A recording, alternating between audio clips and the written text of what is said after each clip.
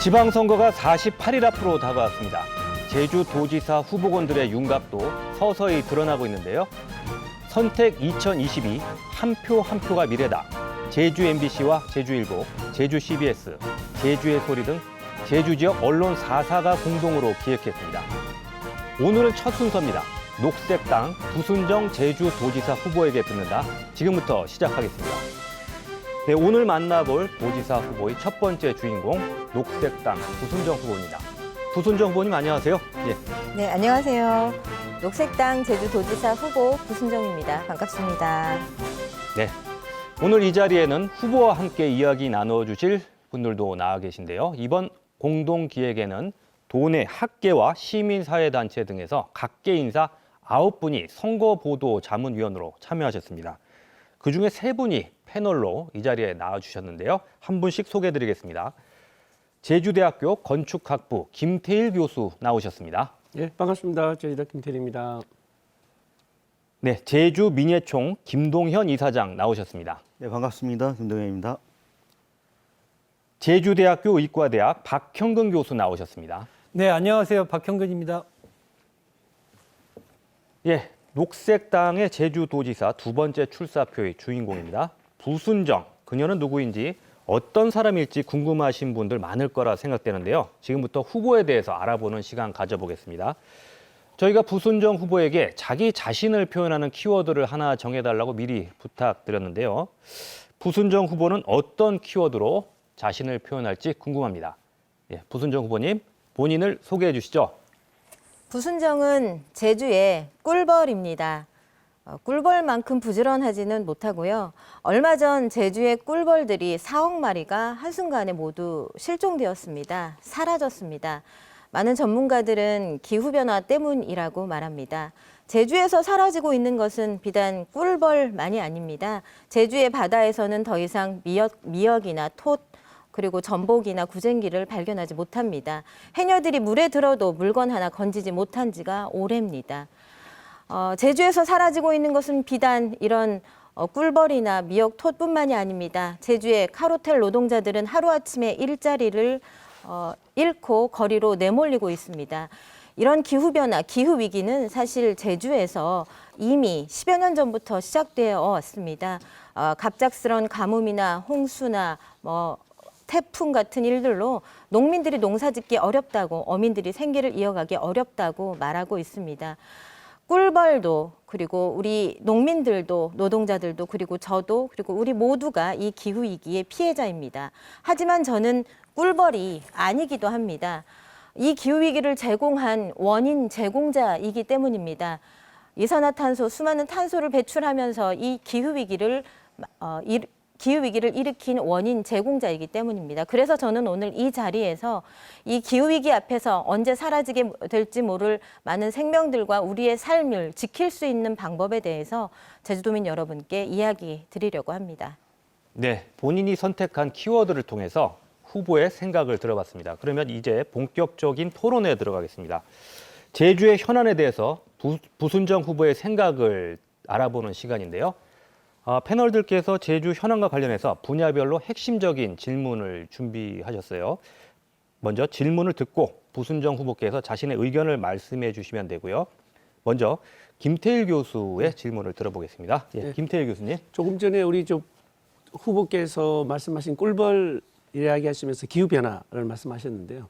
그 기후변화를 해결하지 못하는 이 기성세대의 문제를 이제 정치 현장에서 풀어나가겠다. 또 그런 세력을 가져야 되겠다고 하는 게 녹색 당의 어떤 그 기본 가치라고 봅니다. 근데 그런 의미에서 보면 그 기후 변화에 대한 가장 큰 원인은 아무래도 온실가스가 아닌가 하는 생각이 드는데요. 온실가스에 대한 시각에서 바라본다면 그러한 것들 어떤 식으로 대처할 건가? 또 그 현재 제주도정 정책에 어떤 문제가 있는가? 어떤 시각으로 그런 것들을 비판적인 시각에서 개선해 나갈 건가? 그걸 좀 더 말씀해 주시면 참 큰 도움이 되지 않을까 싶습니다. 탄소 배출을 줄이기 위한 노력들도 사실은 가장 먼저 해야지요. 제주의 경우를 예를 들자면 제주 같은 경우에는 뭐 좀 특별하게도 도로 운송, 수송 분야에서 탄소 배출이 전체 탄소 배출의 43%나 차지하고 있거든요. 그렇다면 이 부분에서 자동차를 줄이는 문제나 뭐 도로를 줄이는 문제 이런 부분에 좀 더 적극적으로 나서야 함에도 불구하고 2012년 카본 프리 아일랜드 2030 계획 하에서 탄소를 줄이겠다고 해왔지만 오히려 제주의 자동차 수는 늘어왔잖아요. 지금 얼마나 되는지 혹시 알고 계십니까? 제주의 자동차 등록 대수? 인구가 67만인데 자동차 등록 대수가 62만, 63만까지 되는 것으로 알고 있어요. 점점 더 늘고 있다는 것이거든요. 거꾸로 가는 이런 정책들로는 도저히 제주의 기후위기 대응할 수 없다라고 생각하고요. 그리고 또 다른 관점에서는 이 탄소 흡수원을 사실은 지켜나가야 하는 것이거든요. 이 기후위기 시대에. 그러나 제주도는 여전히 개발 일변도의 정책을 밀어붙이기식으로 계속 강행하고 있잖아요. 뭐 비자림로 문제 비단뿐만이 아니고 이번에 서늘리 자연 체험 테마파크 그 사업 역시 계속 뭐 추진하겠다는 뭐 이런 방향으로 가고 있기 때문에 제주의 행정의 이런 개발 위주의 행정은 지금 당장 멈추어야 한다. 그래야만 이 기후 위기에 최소한 대응이라도 할 수 있다라는 것이 저희 정책 방향입니다. 근데 그런 관점에서 보면 조금 전에 개발을 멈춰야 된다고 말씀하셨지만 따지고 보면 자동차나 도로가 늘어난 것도 119 시각에서는 개발 혹은 발전하기 위해 어쩔 수 없는 수단이다라고 말씀하는 부분도 있거든요. 그러니까 그 개발과 아까 말씀하신 지금 우리의 그 보존의 어떤 그 바란스를 어떻게 잡는가가 굉장히 중요할 것 같은데요. 예. 말씀하셨던 그 단어 중에 개발과 발전이라는 단어 말씀하셨잖아요. 그러니까 예전에는 개발을 하면 발전이 당연히 따라오는 것이었어요. 땅값도 바로바로 오르고. 근데 저희 지금 제주도민들이 그간 국제자유도시 이후에 10수년간 개발을 통해서 얻은 게 우리가 과연 발전인가에 대해서 의문을 품고 있지 않습니까? 개발을 통한 여러 가지 환경 문제나 그리고 도민의 삶의 질 문제, 쓰레기 문제, 하수 문제, 뭐 교통 문제, 지하수 문제 등 뭐 하나 뾰족한 대안이 없는 이 현실적인 조건 하에서 앞으로도 개발이 계속 이어지게 되었을 때 우리는 과연 제주는 버틸 수 있는 것인가에 대해서 제2공항을 하나 더 지어서 그 성산의 중산간 150만 평을 개발하게 되었을 때 제주의 환경 수용력은 과연 지켜질 수 있는가에 대해서 정말 현실적인 조건을 보면서 우리는 이제 판단해야 한다는 것이고요. 개발이 곧 발전이던 시대는 사실 이미 지났다. 우리에게 이제 발전의 의미는 삶의 질을 어떻게 좀 더 공고히 해 나가느냐의 문제가 사실은 더 우리에게 도민들에게 더 가까이 다가갈 것이라고 생각합니다. 김태일 교수님 이제 질문 마무리하시겠습니까? 예, 예. 예. 자, 다음 질문은요. 김동현 이사장께서 두 번째 질문 해주시죠. 네. 녹색당 부순정 후보께서는 기득권 정치 타파가 되어야 된다라고 말씀하시고 계시거든요. 그러니까 지금 현재의 보수 양당 체제의 변화가 필요하다라는 인식으로 좀 받아들이고 있습니다. 이런 인식에 동의하시는 분들도 일부 계실 거고, 하지만 이제 저희 도지사로서 어떤 구체적인 방법 이런 부분들은 잘 보이지 않는다라고 말씀하시는 분들도 있고요. 또 하나는 결국은 선거제도를 바꿔야 되는 부분인데 이건 국회에서 할 수 있는 일이죠. 녹색당 의석도 없고 결국 보수 양당을 그렇게 녹색당이 비판을 해왔는데. 보수 양당의 선의에 좀 기대어서 선거제도 개혁에 좀 개혁을 바라야 되는 상황이거든요. 이런 부분 과연 실효성이 있을까라고 지적하는 분들도 있을 것 같습니다. 이에 대한 반론을 해보신다면 어떻게 되실까요? 저희가 이 소수 정당이 이 정치권에서 목소리를 내는 것이 정말 어려워요. 오늘 같은 이런 자리도 사실은 정말 귀한 자리이죠.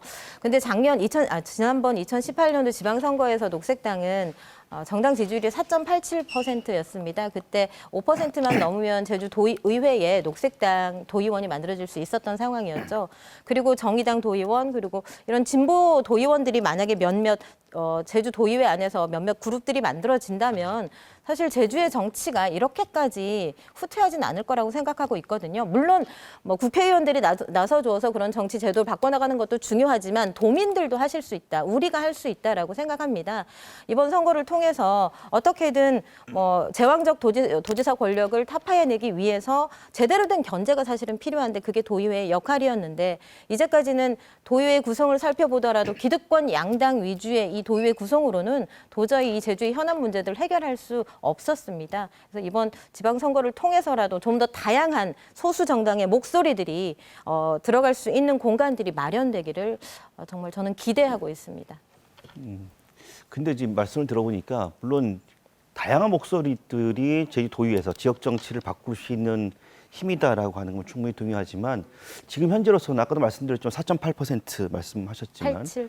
예, 현재로서는 다양한 목소리가 진입하기 어려운 게 현실적인 한계잖아요. 네, 네. 그런 부분에 있어서 지역 정치를 바꿀 수 있는 것 그리고 그런 구체적인 방법이나 보관이 있다면 뭐가 개선이 되어야 될까요? 지역 정치를 바꿀 수 있는 뭐 이번에도 뭐 도의원 뭐 정수가 이제 늘어나면서 지역 뭐 아라동과 애월읍이 이렇게 분구가 되고 그리고 비례 도의원도 한 명 뭐 증원되는 것으로 알고 있는데요. 글쎄 저는 제도적으로 어떻게 바꿔나가야 할지에 대해서는 이런 기반을 먼저 만들어 놓고 그 뭐 도의회 안에서 그리고 뭐 이런 협상들을 통해서 만들어 나가는 방법이 있지 않을까라고 생각이 되는데 글쎄 구체적인 방법에 대해서 제가 이 자리에서는 오늘은 사실은 구체적으로 설명드리기는 어렵지만 조금 더 고민해보고 말씀을 드려야 될 것 같다라는 생각이 드네요. 그 부분에 대해서는. 예, 김동인 이사장 추가로 질문하시겠습니까? 알겠습니다. 예. 자, 지금 기후 위기 문제와 기득권 타파 문제에 대해서 지금 두 분 패널에 질문이 있으셨고요. 다음은 박형근 교수께서 지금 의료 분야에 대해서 준비하셨는데요. 박형근 교수 질문해 주시겠습니다. 네, 질문 드리겠습니다. 그 녹색당은 환경과 기후 변화를 주제로 생명과 이 인류의 이 지속 가능성을 위한 이 근본적인 성찰과 변화를 추구하고 그걸 주장하는 이제 정당으로 이해를 하고 있습니다. 어떤 면에서 이제 굉장히 급진적인 정치 세력이라고 할 수 있겠는데요. 이제 그렇다면 이제 그 건강과 의료 문제에 대해서 녹색당이 다른 정당, 다른 정치 세력과 다른 차별성 그리고 이 문제를 어떻게 앞으로 바라보고 풀어 가실 거를 주장하고 계신지에 대해서 저 궁금하고요. 답변을 좀 들어보고 싶습니다. 누구나 건강한 삶을 살고 싶어 하고 특히나 지금 같은 고령화 사회에서 누구나 건강한 노년을 어떻게 살 수 있게 될까 되게 고민하게 되잖아요. 제가 어제 토론회에서 영리병원 관련한 이야기를 나눴었는데 영리병원은 생명보다는 이윤을 추구하는 이런 영리병원을 제주사회, 지역사회 지금 중앙정부와 그리고 원희룡 전 도지사의 이런 패착들로 인해서 영리병원 문제가 아직도 사그라들지 않고 있는데 공공병원을 확충하지 않는 이상 이런 건강의 문제는 사실 보완될 수 없다라고 생각하고 있고 이번에 코로나 상황에서도 전체 공공병원 10% 전체의 10%를 차지하는 공공병원이 코로나 환자의 80%를 진료했다고 하고 있거든요. 그렇다면 앞으로 감염병 상황 내에서도 이런 공공병원의 확충이 일단 기본적으로 필요한데 사실은 그러나 저희 고령화 사회를 생각했을 때 앞으로 이 병원 체계가 이 모든 문제를 다 해결해 줄 수 없다. 그렇다면 건강한 삶을 지켜나가는 방향도 같이 한 축으로 가야 한다라고 생각하고 있습니다. 그런 의미에서 어떻게 하면 건강한 먹거리, 어떻게 하면 건강한 환경을 지킬 수 있을지 이런 부분들에 대해서 좀 더 집중적으로 제도적으로 보완해 나가려고 하고 그래서 뭐 건강 주치의 제도나 마을별로 좀 더 가까운 이런 제도들을 보완해 나가는 방향으로 준비를 하고 있습니다. 네, 공공의료 강화 그리고 이제 주치의제도 도입 이렇게 얘기를 하신 것 같습니다. 또 하나 이제 중요한 이슈가 지금 뭐 제주도민뿐만 아니라 온 인류의 지금 바람은 코로나19로부터의 일상 회복입니다. 우리 부순정 후보님께서 도지사에 당선되신다면 일상으로 회복을 위해서 어떤 정책을 어떻게 추진하실 건지 좀 그 얘기를 들어보고 싶습니다. 이번에 코로나를 겪으면서 이제 많은 문제들이 사실은 드러났거든요. 뭐 3년째 지금 되고 있습니다만은 언제 마스크를 이제 벗게 될지 그리고 아이들이 뭐 학교에서 어떻게 적응하게 될지 많은 뭐 얘기들을 하고 있지만 일상으로의 회복 문제에서 가장 중요한 것은 어쨌든 뭐 소상공인 여러분들이 겪었던 그런 뭐 지원 부분 그리고 조금 더 선제적인 지원을 했다는 그런 아쉬운 부분을 좀 더 확충할 부분이 있을 것 같고요. 그리고 의료 부분에 있어서도 뭐 그동안 코로나19를 겪으면서 부족했던 의료 지원 체계를 조금 더 확충해 나가는 방향들 그런 부분들을 조금 더 고민하려고 하고 있습니다. 네. 그다음에 또 하나 좀 여쭤보고 싶은 거는 지난 그 대통령 선거 때 이슈로 등장하기도 했습니다. 그리고 이번 지방선거에서도 이야기가 좀 나올 것 같은데요. 지금 제주도의 다른 시도와는 달리 상급 종합병원이 없는 이제 유일한 도다 이런 지적도 있었고, 그리고 이제 중증 응급의료 서비스에 대한 그 개선에 대한 도민들의 바람도 있습니다. 이 문제와 관련해서 녹색당 제주도지사 후보로서 어떤 입장과 그리고 정책을 추진하실 계획이신지 한번 이야기를 들어보고 싶습니다. 그 제주도에 상급 종합병원이 필요하다는 이야기는 계속 제기돼 왔죠. 특히나 뭐 서귀포 지역의 의료 서비스가 부족한 부분에 있어서 더 필요성이 제기돼 왔는데요. 근데 상급 종합병원의 기준이 지금 제주대 병원 같은 경우에는 전문 진료 질병군 입원 환자 비율이 전체 환자 21%가 되지 못했다는 그 부분에 대해서 충족이 안 된 건데요. 그렇다면 이런 중증 질환 진료율이 높지 않은 이유는 사실 우리 부모님들에게 아니면 우리 가족들에게 최고의 병원만큼이라도 서울대병원을 가야 한다. 내 집 앞에 서울대병원은 없더라도 서울대병원을 가야 한다라는 그런 필요성 때문에 그 진료율이 21% 이상 넘지 않는 부분도 있는데, 근데 문제는 이런 상급 종합병원이 뭐 생기는 문제뿐만이 아니라 사실은 더 중요한 것이 일상에서의 돌봄이나 일상에서의 건강 관리가 제대로 되어야 한다는 것입니다. 그러니까 어쨌든 상급 종합병원으로 제대병원이 만들어진다고 하더라도 제주도민들 입장에서는 물론 더 좋은 의료 서비스를 위해서 과연 서울대병원을 선택하는 그 욕구가 줄어들지는 않을 거라는 생각도 있거든요. 그래서 그렇다면 그 상급 종합병원으로 제대병원을 만드는 문제가 핵심이 아니라 어떻게 하면 일상에서 그 큰 질병 만들지 않는 방법, 어떻게든 마을 안에서 그런 건강한 삶을 지켜질 수 있는 방향, 뭐 마을 지취제도 아까 말씀드렸습니다마는 그런 방향들을 조금 더 마련해 나가는 방향이 토대가 되어야 한다라고 생각하고 있습니다. 네, 패널 분들의 질문을 한 번씩 들어봤고요. 이번엔 제가 지금 말씀하신 주제 중에 좀 보충해서 한 가지 질문 드릴게요. 후보님 공약 살펴보니까요. 기후위기 분야에서 제주 노선의 항공편 운항 횟수를 조절해서 관광객을 억제한다는 공약이 있더라고요. 조절한다. 네, 조절한다.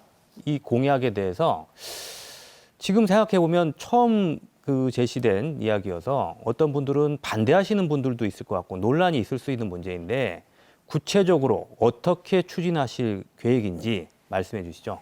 그러니까 제주의 환경 수용성을 생각하지 않을 수 없지 않습니까? 뭐 여러 가지 현실적 문제들을 이렇게 생각했을 때 물론 제주가 지금 지난 2018년, 2019년 관광객 1,500만 명이 들어오면서 이렇게 많은 문제들이 쌓이게 되었는데 그러면 이런 문제들을 어떻게 해결할 건가? 이런 하수 문제 같은 경우에 전 지역에, 전 마을에 하수 처리장을 설치하는 걸로 해결할 것인가? 뭐 이런 인프라를 건설하는 것만으로 과연 본질적으로 이 문제를 풀 수 있을 것인가에 대한 생각이 있는 것입니다. 그래서 이 관광객 수를 조절하는 것이 이 제주가 가지고 있는 현안을 해결할 수 있는 근본 해결책이 될 수 있다. 그렇다면 제주가 만약에 섬이라는 조건이기 때문에 이 조절할 수 있는 방법은 항공 편수를 조절하는 것으로 그 관광객 수를 조절해야 한다는 것이거든요. 그렇다면 지금 뭐 제2공항 그런 관점에서 제2공항 문제도 사실은 이 제2공항이 대안이 될 수 없다라고 말씀드리는 것이고 항공 편수를 조절하는 것 물론 뭐 국토부와의 이런 조정이나 이런 것도 필요하겠지만 제주가 어느 만큼의 환경 수용력을 가지고 있는지 어느 만큼의 관광객이 들어오는 것이 맞는지 이런 총량을 먼저 조사한 후에 그리고 제주의 환경 수용력에 맞게 그런 것들을 이렇게 조절해 나가야 하는 과정이 필요할 것 같습니다. 네, 혹시 뭐 패널 분들께서 추가로 질문하실 분 계신가요? 조금 전에 사회자께서 질문하신 내용과 같은 맥락에서 좀 연장선에서 좀 질문을 추가하고 싶은데 단순하게 그 관광객의 그 입도 를 항공편으로 제한하는 것도 뭐 좋은 아이디어고 재미있는 어떤 정책으로 추진할 수 있는 가능성이 있다고 보는데요. 근데 이제 그거 이외에 더 효과적으로 우리 제주도의 총량, 환경 총량을 유지해 가면서 지속 가능성을 가지려고 그러면 아무래도 또 다른 방법에 대안도 있지 않을까 하는 생각이 드는데 예를 들면 대규모 리조트 관광과 호텔 중심의 자본주의 중심의 어떤 그 개발 에 의한 이득이 한쪽으로만 쏠리는 것보다는 지역 단위, 아까 우리 후보께서도 지역을 굉장히 강조 많이 하셨는 것 같은데 그 지역의 어떤 그 선순환적인 관광, 작지만 강한 관광지를 많이 개발해서 분산시키는 방법도 있을 것 같고요. 또 하나는 그 입도세, 요즘 환경세도 뭐 논의되고 있는데 뭐 그런 것들을 좀 더 강화하고 그런 것들을 좀 부담을 주면서 제주도의 자연 어떤 그 환경을 좀 더 보존 유지할 수 있는 기금과 병행할 수 있는 방법 여러 가지가 있을 것 같은데 좀 더 구체적인 대안은 없을까요? 그 환경 보전 기업은 말씀하셨는데 뭐 관광객들에게 부담하는 것 말고도 저희는 그 대규모 관광업체들 있지 않습니까? 신화역사공원이라는 대규모 관광업체들이 정말 많은 에너지와 정말 많은 물과 정말 많은 하수들을 이렇게 배출해내고 있는 시설이거든요. 에너지 다소비 업체 뭐 2020년 발표되었는데 신화역사공원이 전체 서귀포에서 사용되는 에너지의 14.7%를 딱 그 한 곳에서 그 관광업체 한 곳에서 사용하고 있거든요. 서귀포에 있는 건물 6,600개가 쓰는 에너지를 단 신화역사공원 한 곳에서 사용하고 있다는 말입니다. 그렇다면 이런 곳에서 배출되는 탄소 그리고 뭐 이런 것들을 생각했을 때 이런 대규모 관광 업체들에게도 제주의 환경을 이용해서 환경에 이만큼 영향을 끼치고 있다면 그에 합당한 부담금을 사실은 내게 하는 것이 맞다고 생각하거든요. 이런 기후위기와 환경 문제를 유발하고 있는 곳들에 대해서 대규모 관광 업체들에 대해서 그런 부담금을 지우게 하는 것이 사실 조금 더 실효성이 있을 것 같다라고 저는 생각하고 있고 환경 문제를 제공하고 있는 그 정확한 책임을 묻게 하는 것이 더 필요하지 않을까라는 생각을 하고 그거하고 있어요. 연관돼서 조금 전에 말씀하신 대규모 프로젝트가 공교롭게 JDC 개발에 그렇죠. 의한 거잖아요. 그런 관점에서 이제 JDC의 역할도 좀 책임도 저는 어느 정도 있다고 보는데 거기에 대해서는 어떻게 생각을 하고 계신지. 뭐 관광 개발과 우리 제주 국제도시 개발센터잖아요. 그렇죠. 그래서 개발에 대한 뭐 연관시켜서 좀 질문을 드리고 싶은데요.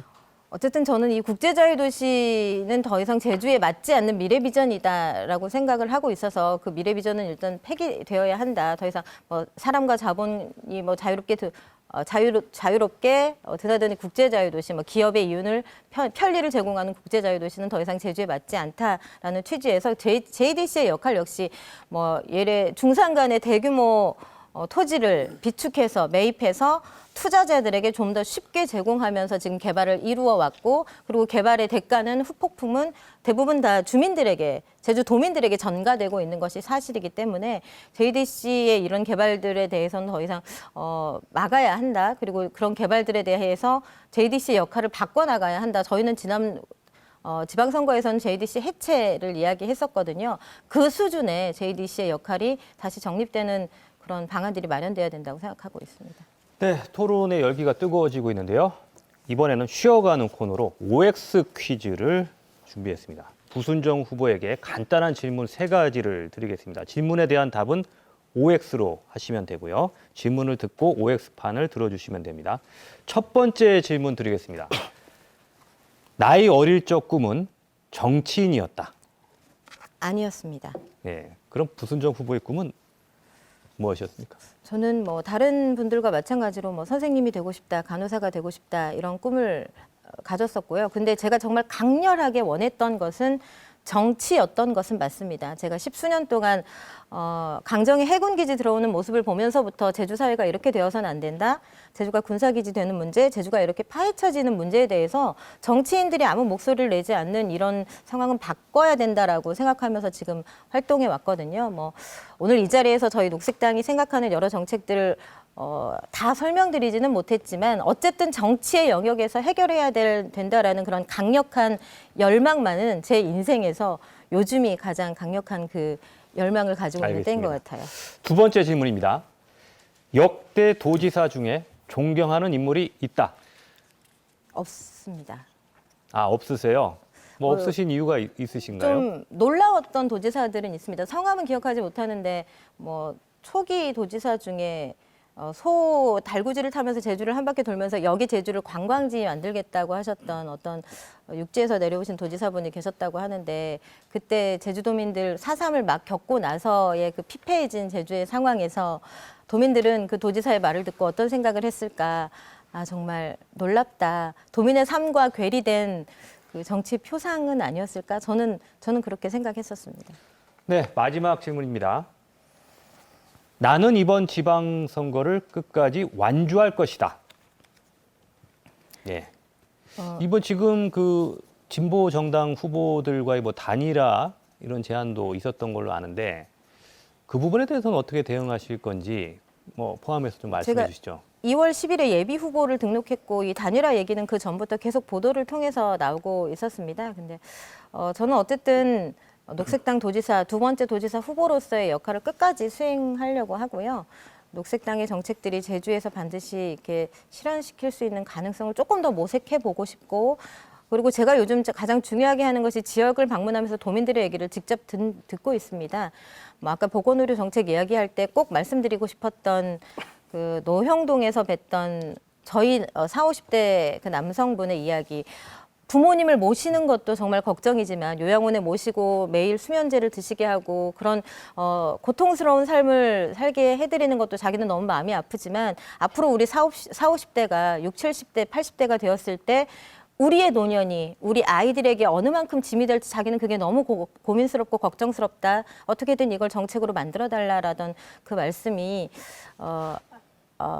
저는 정말 기억에 남아서 이런 문제들에 대해서 도민의 삶에 직결된 이런 문제들을 어떻게 정책으로 반영하고 목소리를 내고 그리고 이게 제주를 바꾸는 힘으로 만들어낼 수 있을까를 고민하고 있습니다. 예. 다시 제주 현안에 대한 질문으로 돌아가겠습니다. 뭐 앞서 방식과 마찬가지인데요. 이번에는 김태일 교수 질문부터 들어보겠습니다. 예, 김태일 교수님 질문해 주시죠. 제가 오늘 유독 질문을 많이 드리는 예. 것 같은데 그 녹색당의 첫 질문을 할 때 제가 기후를 정치적인 문제로 해결하는 어떤 정당으로서의 어떤 세력을 키우겠다라는 취지에 어떤 설립된 활동의 그 가치를 말씀을 드렸는데요. 이제 제가 드리고 싶은 질문은 난개발에 대한 부분인데요. 실은 뭐 저 개인적으로는 요즘 그 이슈가 됐던 최근에 이슈가 됐던 그 비자림로 개발, 이 비자림로의 그 벌목과 뭐 도로 확장과 이런 것들을 어떻게 보면 제주도가 가지고 있는 함축적인 그 뭐랄까요 보존과 개발 혹은 난개발의 상징으로도 보일 수도 있고 또 어떤 분은 또 그렇게 안 보일 수도 있거든요. 그런 관점에서 정책 공약을 보니까 난개발을 예방하겠다는 정책 공약도 있으신데 구체적으로 어떤 난개발의 정의는 무엇이며 녹색당의 기준으로서 봤을 때 뭐 그것들을 어떤 식으로 좀 제도화시키고 그것들을 좀 더 난개발이 아닌 선개발로 할 건지 뭐 그런 거에 대한 구체적인 생각이 있으신지 한번 여쭤보고 싶습니다. 그 제주의 난개발 문제에서 가장 심각한 것이 중산간 지역의 난개발이라고 생각하고 있거든요. 제주의 중산간은 지하수를 함양하는 지역이기 때문에 그곳이 난개발로 파헤쳐졌을 때 뭐 지금처럼 많은 뭐 오염 많은 주택들이 지어진다거나 도로가 확장된다거나 그렇게 되었을 때 비가 내려도 그 빗물이 땅속으로 스며들지 못하게 되고 지하수가 만들어질 수 없습니다. 그렇게 됐을 때 제주의 생명수 지하수를 지키지 못하는 건 제주의 생존 문제하고도 직결되는 것이거든요. 그래서 이런 중산간의 초지와 이런 초지를 지키는 방법, 뭐 다양한 방법이 있겠지만 가장 중요한 건 그 농지법에 따르면 토지를 전용하지 못하게 하는 것만으로도 많은 그 부동산 문제가 해결될 수 있다고 해요. 그래서 토지 전용을 못하게 하는 방향에 대해서 토지 전용을 막음으로써 난개발을 막을 수 있는 방안들, 뭐 이런 방안들을 말씀드리고 싶고, 그리고 이 선개발에 대한 질문을 제가 드리고 싶은데 지금 제주의 현실에서 과연 선개발이라는 것이 가능할까에 대해서 약간 저는 의문이 있거든요. 이런 환경 수용력의 문제나 뭐 생태 위기 그리고 기후 위기를 앞둔 상황에서 제주에서 지금 전역에서 벌어지고 있는 이 개발 문제가 저는 지금 임계점을 넘어섰다라고 생각을 하고 있는데 선개발이라는 건 과연 어떤 모습 인 것일까요? 결국은 그런 게 아닐까요? 이제 아까 말씀드린 자본 중심의 개발이 아닌 지역 중심의 개발도 되는 거고 개발 자체가 어떻게 보면 환경 파괴로 이어질 수밖에 없는 구조적인 문제이기 때문에 그것들을 어떻게 최소화시키는가가 가장 중요하다고 보는데 그게 첫 번째가 아까 말씀드린 대규모 자본 중심의 개발보다는 지역 주민의 중심으로 개발을 하는 것. 그래서 이익을 어떻게 환원시켜주는 방법. 두 번째는 대규모의 개발보다는 소규모로 개발이 이루어지는 것. 또 하나는 이제 뭐 제 개인적인 생각입니다만 땅을 매개로 해서 이루어지는 것보다는 땅을 공유하면서 지역 주민과 함께 뭐 가는 방법.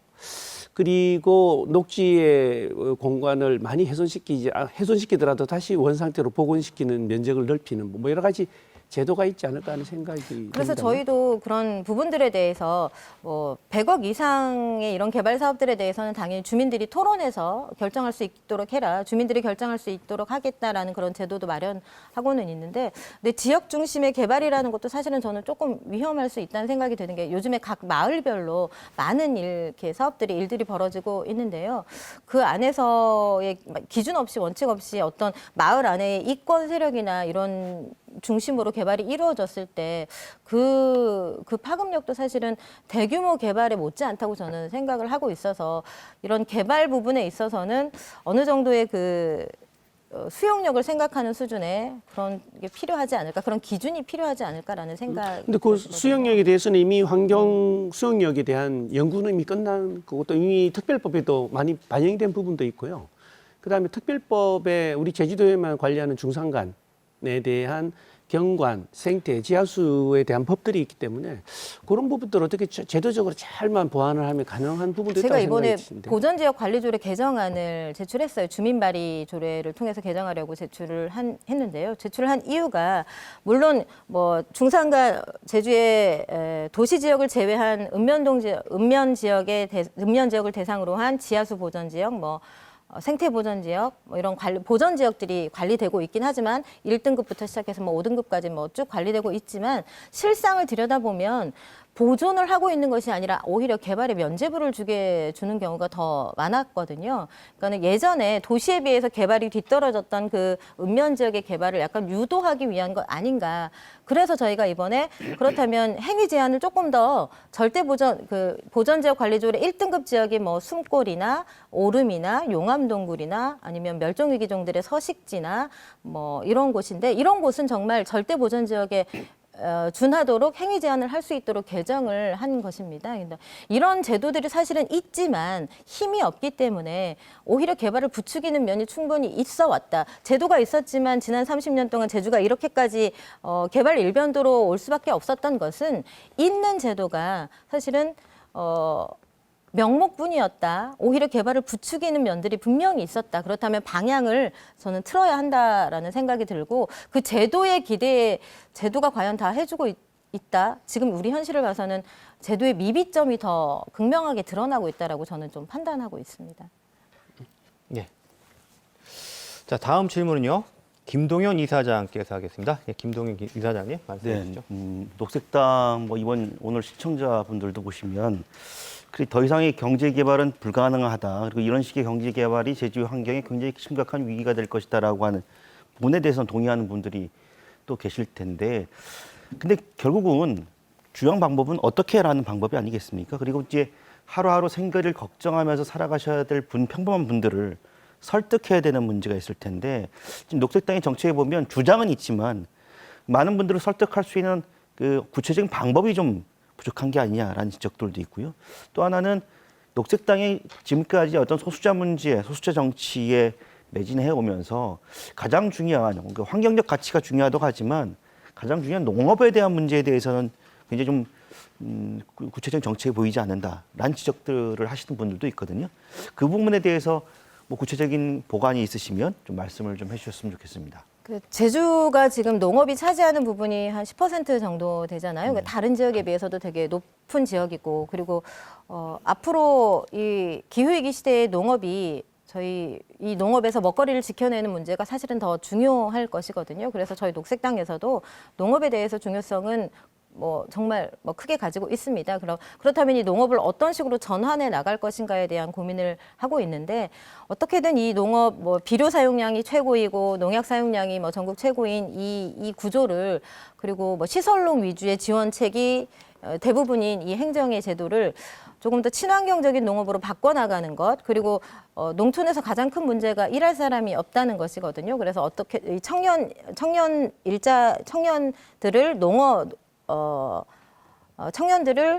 청년 농업인으로 만들어내어서 이렇게 농촌으로 올 수 있게 하는 방안들을 생각해 보고 있습니다.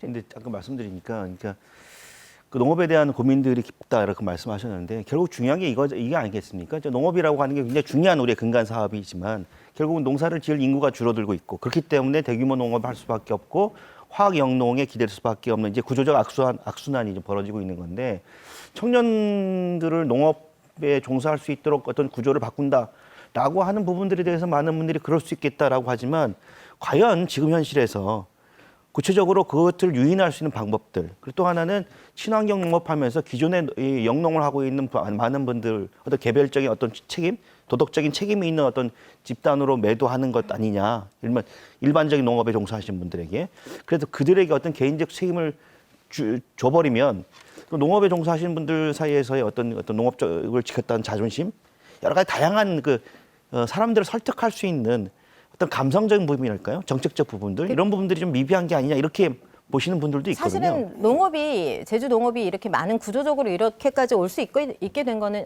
왔던 가장 근본적인 원인은 저는 행정의 문제도 컸다고 생각하거든요. 시설농 위주로 지원이 계속해서 이루어졌던 게 사실이지 않습니까? 지금도 마찬가지지만 이 기후위기 시대에 기후위기를 돌파하는 방안으로 시설농들에게만 자꾸 지원을 해주고 있거든요. 그건 뭐 탄소 배출을 더 늘리는 것이고 노지 감귤에 비해서 시설에서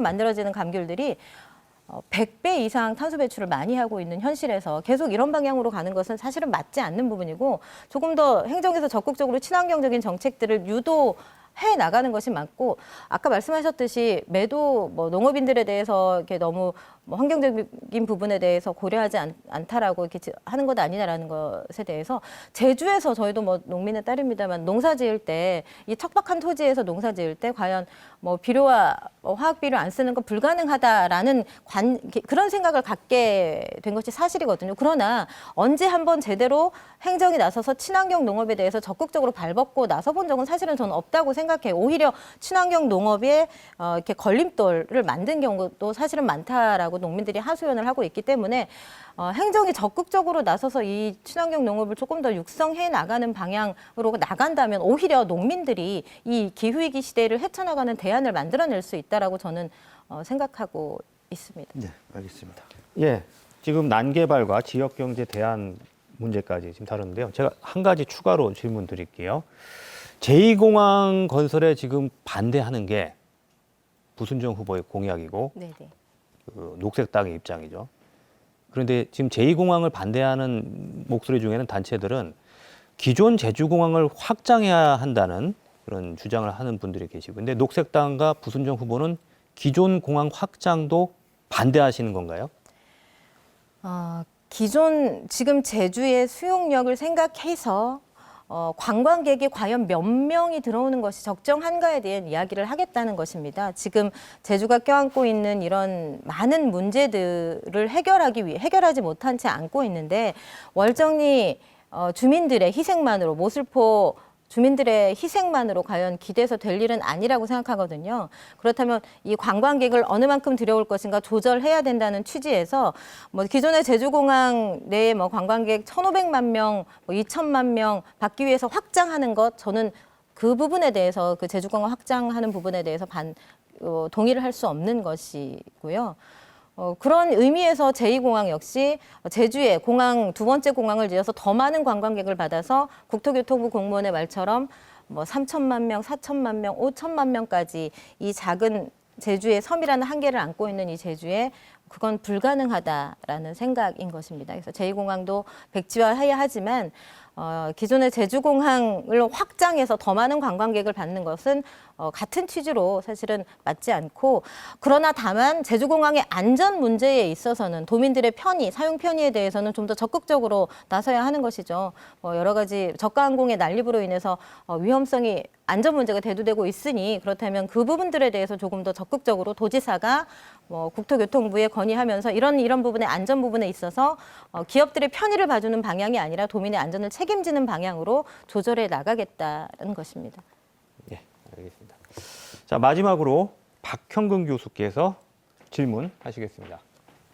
네, 지난 지방선거를 통해서 녹색당이 여성주의 페미니즘을 이제 강력하게 대변하는 정당으로 등장을 했고 이미지를 실제 갖고 있다고 생각을 합니다. 근데 지난 대통령 선거를 지나면서 여러 정당들이 특히 이제 국민의힘에서 이제 더 많은 표를 얻기 위해서 성별 갈라치기 양상이 있었고, 특히 이제 그러면서 2030의 젠더 갈등이 아주 심각한 양상으로 치닫고 있는데요. 이와 관련해서 녹색당 도지사 후보로서 좀 어떤 생각을 갖고 계시고 어떻게 바라보고 계신지 좀 먼저 여쭤보고 싶습니다.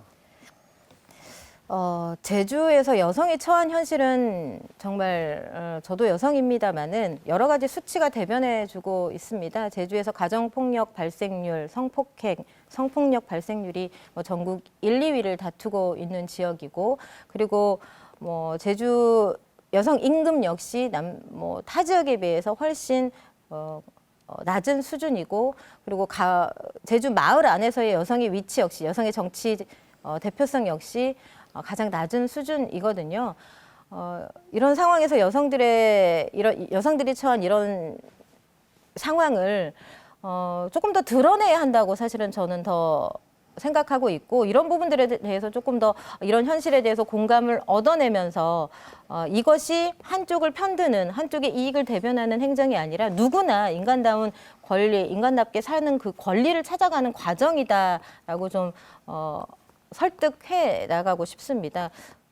관련해서 그런 문제에 대해서 준비하고 계신 공약이나 정책들이 좀 있을까요?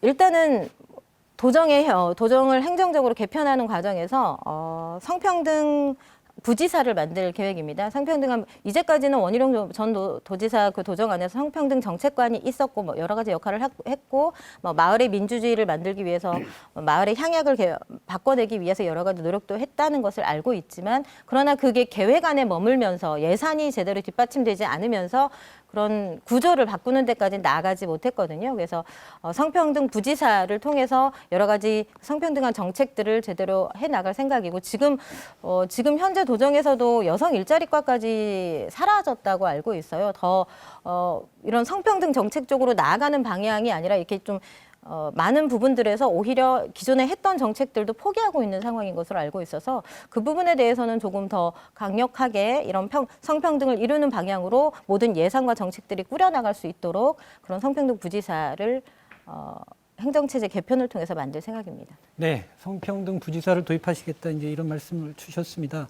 그다음에 이제 또 소수자 문제 관련해서 최근에 그 서울 지하철에서 장애인 단체에서 이동권 보장을 위한 이제 시위를 벌이시면서 이제 일각에서는 왜 서민들의 그 출근 시간에 이렇게 지하철을 막느냐라고 하면서 좀 쟁점이 된 바가 있습니다.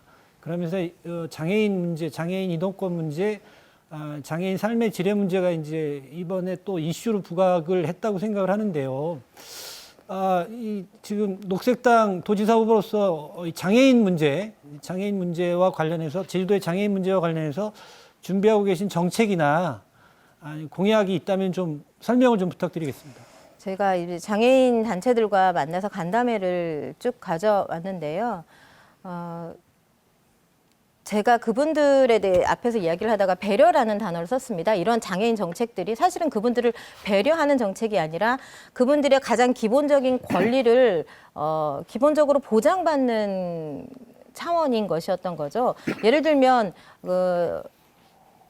제주도에서는 밖에서 이렇게 활동하고 계신 장애인분들을 자주 볼 기회가 없습니다. 왜냐하면 이동권이 보장되지 않기 때문이죠.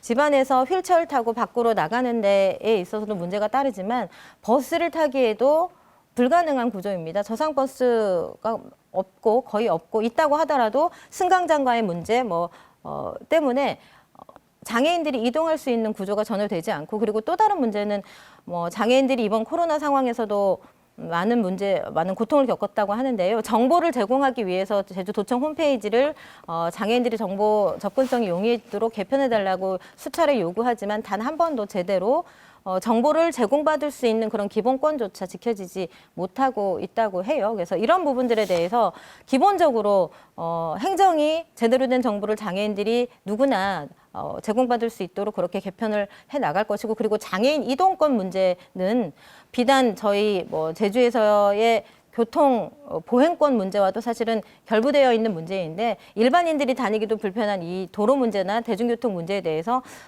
장애인들의 가장 기본적인 권리를 보장해 줄 수 있는 방향으로 그렇게 정책을 좀 만들어 나가려고 하고 있습니다. 특히 보행권 문제에 대해서는 예산이 지금 0.2%밖에 되지 않거든요. 전체 교통 예산에 보행권과 관련한 예산은 0.2%밖에 되지 않는데, 그리고 교통약자 이동 지원과 관련한 예산도 0.25%밖에 되지 않습니다. 다른 도로 건설이나 주차장 건설에 대해서는 매년 4천억 원, 3천억 원씩 쓰고 있거든요.